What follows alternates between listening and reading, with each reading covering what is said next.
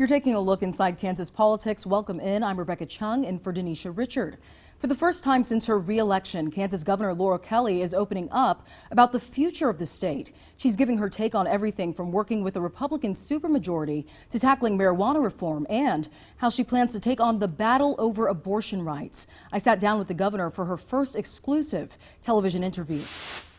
Well, Governor, I wanted to thank you for joining us today, and also I'd like to congratulate you on your re-election. I know it's, been a really long, busy past few months. It was a long trek, but here we are. It's good to be with you. And I know there were a lot of high points on your campaign and also some points where things got a little heated and tense. Now that you're coming out on the other side, how are you feeling? Have you had a chance to breathe, to pause, reflect? Let it sink in. I have, and I really want to thank the people of Kansas for bestowing this honor to serve a second term on me. I worked very hard my first term to deliver, on campaign promises that we made to fully fund our schools, our roads, fix our foster care system, all sorts of things. And I'm pleased that they've given me an opportunity to build on that.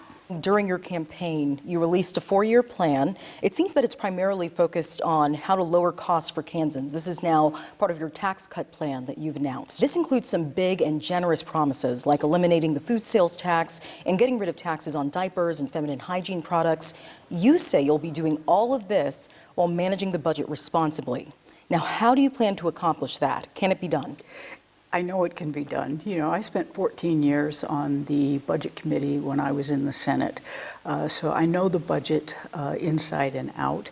I really am truly a fiscal conservative. I don't like spending money I don't have, and I hate going into debt. So you can trust that I have run the numbers every way from Sunday to ensure that the proposals that we put out there to axe the food sales tax immediately, to up the threshold on the Social Security income that is not taxed from $75,000 to $100,000, and then to provide a school supply tax holiday for families are all doable and sustainable over time. Now, I know that Kansas has a pretty large food sales tax compared to some other states. It's at 6.5%, very big. Republicans passed a gradual reduction of the plan, which you signed. I did. And it fully eliminates the tax, but in 2025. Do you regret signing that bill? Do you think more could have been done to push your plan sooner?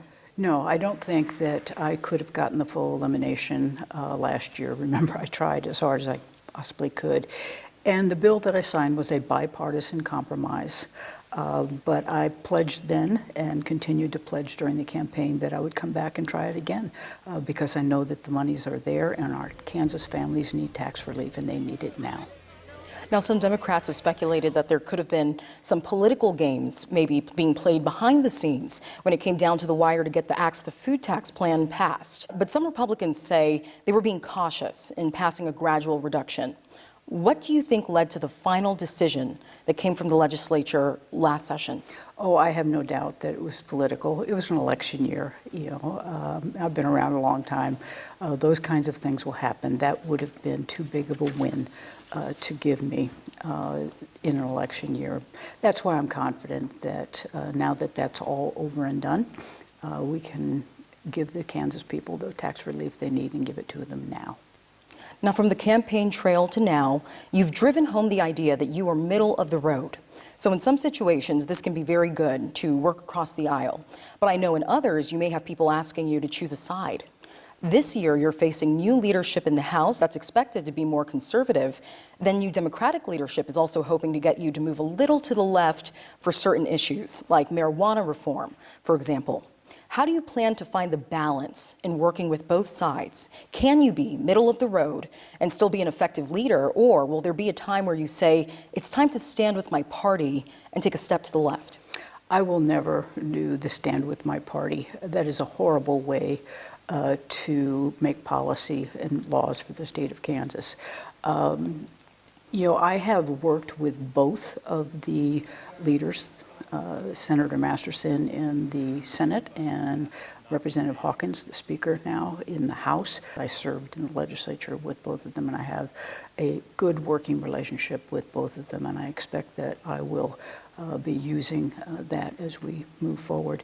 And as to the issue of something like medical marijuana, that is a bipartisan issue.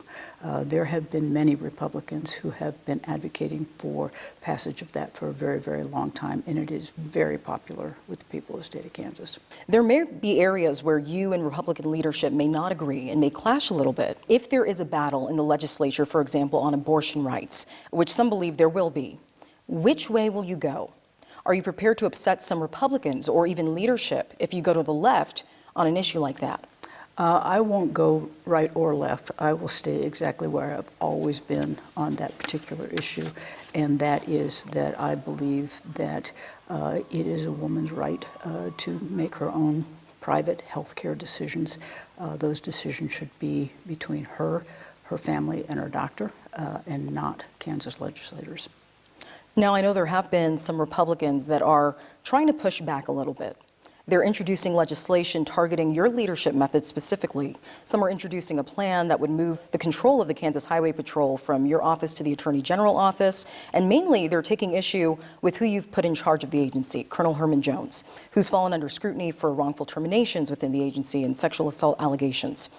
Would you consider changing the leadership at KHP, the Highway Patrol, if this plan were introduced? And do you worry about how it could look if you don't take that step? Well, Rebecca, let me make one thing perfectly clear. You know, I take allegations of sexual harassment or discrimination very, very seriously, and we have done 2 independent investigations into this particular case, and there were no findings whatsoever of any harassment or discrimination. So let's just put that one to rest. And as far as moving the Kansas Highway Patrol into the Attorney General's office, Kansans need to remember that the Kansas Bureau of Investigation is also under the Attorney General's auspices. So moving the Highway Patrol, which the KBI investigates should something be going wrong or suggested to be wrong within that agency, it is the KBI's responsibility to do the investigation. So moving the Kansas Highway Patrol, next door to the Kansas Bureau of Investigation makes about as much sense as moving the Office of Child Advocate into the Department of Children and Families. Do you think with all of these things happening or surrounding KHP and what troopers are saying, do you think it's fair for them to question whether the leadership should be changed? I think it's always fair for people to speak up and to express their opinions on things, but trust that I, take these kinds of issues seriously and have done my due diligence. I think that, because it's a personnel issue, there's not a whole lot more that I can say, not a whole lot more that I can defend my decision, but just, I would hope that the people of Kansas would recognize that I want to make sure that I have got the best and the brightest in the agencies all across, whether we're talking about the Highway Patrol, we're talking about administration, we're talking about children and families. I need and want the best leadership there. Now, on the issue of marijuana, as you mentioned, lawmakers are currently working on a medical marijuana bill to introduce next year. Some support it, but some don't. Republican Senate President Ty Masterson has said that medical marijuana is not a priority next session. That doesn't appear to have changed since we last checked in. You, however, have a very different view. I know you've made a post online several times before voicing your support of legalizing medical marijuana, calling it a common sense solution that helps people with severe illnesses. Does the advocacy end online, though? What kind of conversations are you having behind the scenes to push this item forward, and how far will you go to see medical marijuana legislation passed? I will work very hard with my legislative colleagues to pass medical marijuana this particular year. I have been a strong advocate for passage of medical marijuana since my days on the Senate Health Committee when I was hearing testimony on medical marijuana, and parents were bringing their children with Dravet syndrome, which is a disease where you have serious epileptic seizures countless times, often hundreds of times a day. Those parents were leaving Kansas to move to Colorado so that they could get the care their kids needed. We need for them not to have to do that, for them to be able to stay here in Kansas and have their kids taken care of. And I would suggest the same thing for Kansas veterans with PTSD. A lot of them would experience a lot of relief if we were able to make medical marijuana available to them. Why do you think the legislature is so hesitant to take that step? I know other states have done it. Missouri just currently legalized recreational. Do you think that's going to push this legislation forward this year? I hope that it has an influence on the legislature, but remember, it's really not the legislature that's not in support of legalizing medical marijuana. It is a few within the leadership of the legislature. And coming up, the governor weighs in on whether sports betting in Kansas could be in jeopardy and why she says a water crisis in western Kansas could impact the entire state. We'll be back after this quick break. You're watching Inside Kansas Politics. Hurry in and beat the clock. It's the year-end savings event now at the Mattress Hub. Save up to 50% off, including the Sealy doorbuster deals that fit every budget. Or relax in luxury with free adjustable bases on a huge selection of Beautyrest mattresses. Year-end savings only at the Mattress Hub. The drug landscape has changed. Illegal fentanyl is being distributed across the country. More than 150 people die each day from overdoses related to synthetic opioids like fentanyl. Fentanyl is 50 times stronger than heroin, 100 times stronger than morphine, and it's possible for someone to take a pill without knowing it contains fentanyl. Know the dangers. Learn the facts at parstopeka.org. If your furnace stopped working on a cold Kansas day, would you grab your toolbox and go to work? Then why would you try and sell your home without professional help? What's the right price? Should we stage it? A buyer's realtor asked for a contingency. How does that work? You have a lot of questions, and your home is your biggest investment. Let a professional member of the Sunflower Association of Realtors help you. To better understand why hiring a realtor is the right decision, go to sunflowerrealtors.com. I'm Derek Schmidt, your Kansas Attorney General, encouraging you to give wisely this holiday season. Request information in writing, don't be pressured into giving, and ask how much of your donation goes to fundraising costs. Check whether the charity you support is registered with the Attorney General's office, and most of all, plan and budget your holiday donations just like any other expense. To learn more or check out a charity, visit www.inyourcornerkansas.org. I have that Peloton bike, and you can just ride scenery if you don't want to listen to the instructors. I just want to see pretty things. Next live, Luke Evans and Naveen Andrews. Monday morning at 11 on 27 KSNT. Welcome back to Inside Kansas Politics. I'm Rebecca Chung.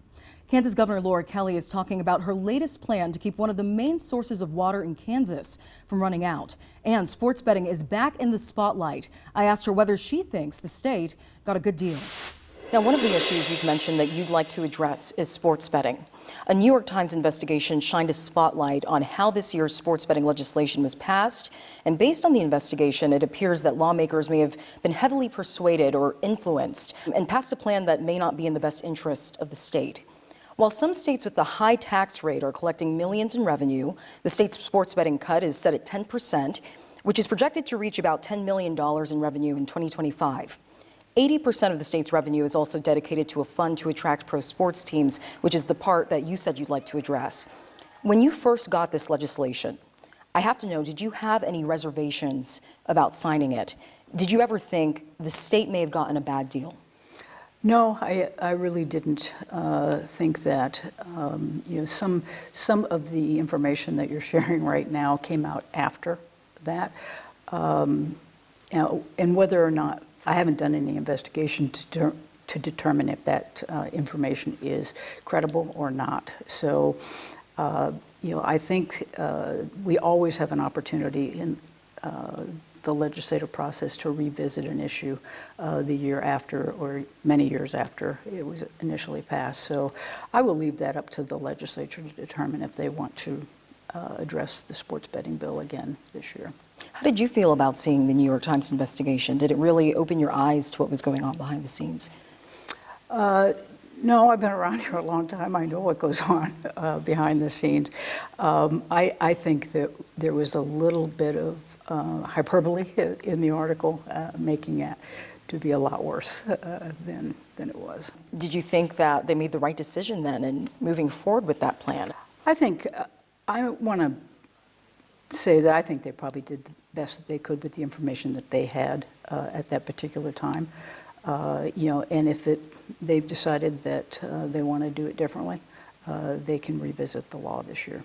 Now, I know water will be a focus for you this year as well. The Ogallala Aquifer, one of the main sources of water in western Kansas, is reaching a record low. It seems like it's been years in the making. How do you plan to address this issue in the upcoming legislative session, and why now? Well, this is not just an issue that I will be focused on this session. This is really an issue that I'll be focused on for the entirety of my second term. We are not going to solve the water issue in 3 months. Just not going to happen. What we really need to do, and I have every intention of doing it, spending the political capital necessary to do this, is to bring stakeholders in from all of the various interest areas, whether you're talking about our municipalities or you're talking about our irrigators, you're talking about our recreational users. We need to have all of these folks sitting around the same table, talking back and forth with one another so that they can understand each other's perspective on the water issue. And then we can, and probably needing to use sort of neutral facilitators, come up with a plan that will provide clean, quality water and quantity of water that we need going forward for generations. So I see it as a multi-year task to be able to come up with a solution that will work. Now, I know the Kansas Water Authority, they took a really monumental step and went against kind of this de facto policy that the state has of draining the aquifer. I think what the Water Authority said made it clear that that's not enough, that mitigating means it just will be empty later than sooner. And that can't happen. We have too much at stake in western Kansas for the Ogallala Aquifer to ever be empty. So that's why we have got to take really serious steps and bring these folks together to have this conversation and to come up with the consensus and the compromise that's going to be necessary to create a sustainable process going forward. Now, I have spoken with the Kansas Water Office, and they said really the issue is in southwestern Kansas. How do you plan to start conversations with people in southwestern parts of the state that may be using up the water faster? Well, my idea to create sort of this blue ribbon commission to deal with the water issues over the next few years started in southwest Kansas. It's when I was doing my prosperity tour and I was on a ranch in southwest Kansas and just talking with farmers and ranchers from the area, and it became very clear, that we could not continue to address the water issue the way that we have for the last 50 years, which is to have lots of conversations, do lots of studies. We really had to come up with a serious approach to dealing with this. But the water issue is not just southwest Kansas, and that's why I think it's so important that we get the recreational users, that we get our municipalities who draw on our water supply, get them all together and have them really understand and listen to one another so that we can reach that compromise. Not everybody can have everything they've got as it stands now. That just is not sustainable over time. So we've got to come up with a solution, and that's what I plan to spend the next 4 years doing. And after the break, people across the state have struggled with the state's unemployment and foster care system. The governor tells us if changes could be coming, and she tells us whether Medicaid expansion is back on the table. You're watching Inside Kansas Politics. Home is where your hopes are. Your highest hopes for the people who live there, for the quality of their lives and happiness. You should have a medical home too, a place where the care is centered around your needs as a patient, with a complete team of providers working together to deliver all the care you need the most. That's Grace Med, The highest quality, most complete and affordable care for your whole health and the life you hope for. Because health restored is always hope renewed. GraceMed, the home of hope care for everyone. From the stories you should know. They just ripped the ATM out of the wall. Up in a Black Hawk helicopter. To the stories you need to know. Mattresses can turn into flying missiles. From the stories that change the way you think. Were you trying to rip me off? I think it's down there. To the stories that affect the way you feel. It's one big party. Inside Edition. These are the stories that impact your life. Weekdays at 2 on 27 KSNT. And welcome back to Inside Kansas Politics. I'm Rebecca Chung. Foster care and unemployment in Kansas have both been under scrutiny. I spoke with the governor about whether changes need to be made and how she plans to make another push for Medicaid expansion, which could be a long shot. Now, Medicaid expansion has also been an issue that you've advocated for. However, new Republican House Speaker Dan Hawkins has argued against Medicaid expansion in the past. Will Medicaid expansion be something that you continue to push this year, or do you think those plans may fall to the wayside? I will never give up on trying to get Medicaid expanded in the state of Kansas. You know, I've provided them 4 proposals. I will have my 5th proposal to them early in the 23 session. You know, it's to the point now that we have left about $6 billion, Kansas dollars, on the table back in Washington, D.C. that has been distributed to California, to New York, to Illinois, all sorts of other states for them to be able to take care of their folks, but them to protect their rural hospitals and them to create thousands upon thousands of jobs. It is well past time for Kansas to expand Medicaid. We are now an island in the Midwest. Every state around us has expanded Medicaid, and that's bad news for Kansas, because what we're seeing is a fleeing of our healthcare workers, particularly along our borders, going into other states where they can get reimbursed for their services. Do you think Hawkins will budge on that issue this year? We'll have that conversation. Well, looking ahead, I know over the last 4 years, your administration has had its string of accomplishments. So I know you've touted major strides with economic development. But there have also been some issues that have come up, some of which were highlighted in debates.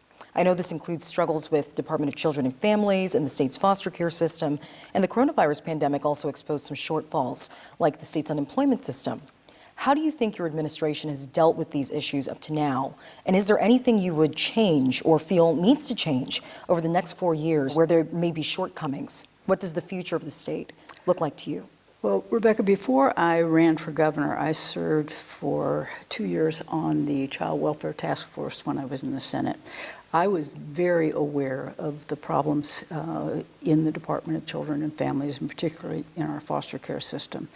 And so you can trust that when I came into office, one of the first things I did was hire a nationally recognized expert in the field of child welfare to head up the Department of Children and Families. And Laura Howard hit the ground running and has now moved Kansas from being nearly last in the quality of services we provided for our foster care systems and our foster care families to way up the chain and being recognized again as a leader. You know, we're the first state, one of the first states to implement the Family First Family Preservation Program that was offered by the federal government. We've done a whole lot of things. Is it perfect? No. Will it ever be? No. You know, it's just the nature of a child welfare system. But we have increased the number of adoptions by 35%, and we have reduced the number of kids actually in our foster care system by nearly 20%. So we have made some very significant strides ensuring that those kids are taken care of. And the same with the state's unemployment system. I was going to say, the state's unemployment, you know, I inherited a hunk of junk with that. You know, it was back actually in the Sebelius Parkinson time where they started the modernization of the unemployment system. And it wasn't more than 3 weeks into the Brownback administration when that program was ceased. just like that. We had $17 million of computer equipment still in the shrink wrap sitting over in the docking building in the basement that was to be used for the modernization program. We ended up giving it away to K-State. So it was horrible. We immediately went back into the process. It's a long, complicated process of modernizing that system. As soon as we got into office, we began that process, and then COVID hit. And there was just no way with the onslaught of unemployment claims that we could continue to do the patchwork and whatever that needed to be done to be able to ultimately install the new equipment and programs that we need to have. We used duct tape and baling wire and everything else we could to do the best we could during COVID. I recognize that a lot of people suffered because of that system. And I just want them to know that as soon as we could, we're back on the horse, and the RFP has gone out, and we have begun again now moving not just to getting ready to start, but we are actually modernizing the system as we're sitting here speaking. And we'll be back with more Inside Kansas Politics after this. Christina from accounting. Yeah, hi. I used to date a girl named Christina. Oh, really? Yeah, and then she dumped me for my best friend. I thought we talked about this, buddy. Buzzed and overshared again? Yeah. Yeah. I'm gonna call a car. That's a smart idea. Topeka, come enjoy our downtown.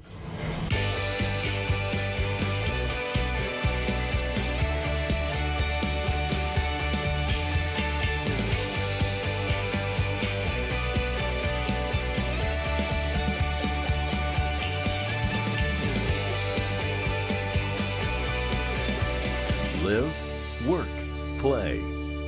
Special thanks to our downtown activation sponsors. I love Cher. I just think she's so awesome, like an actress, a singer, like she's incredible. Well, Monday, we're turning back time. Cher's coming to Kelly. Monday at 1 on 27 KSNT. And welcome back to Inside Kansas Politics. The governor says the economy has been a focus for her over the past 4 years. In her final thoughts, she shares what the next 4 years will hold. What does the future of the state look like for you when it comes to economic development? Well, right now we are in very, very good shape in our state.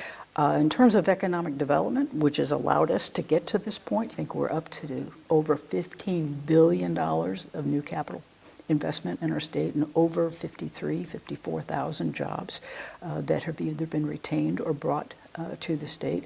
And we're going to continue to build on that. I have no intention of slowing down just because I'm in my second term. If anything, I want to build it because it has been by doing that economic development that we've been able to fulfill our promises to Kansans, to fund our schools, to fund our roads, to fix our foster care system, to expand broadband because we were so successful attracting new business and new jobs to Kansas. Governor Laura Kelly, thank you again for joining us. Thank you, Rebecca. Take care. And that was your look inside Kansas politics. We'll see you here same time, same place next week.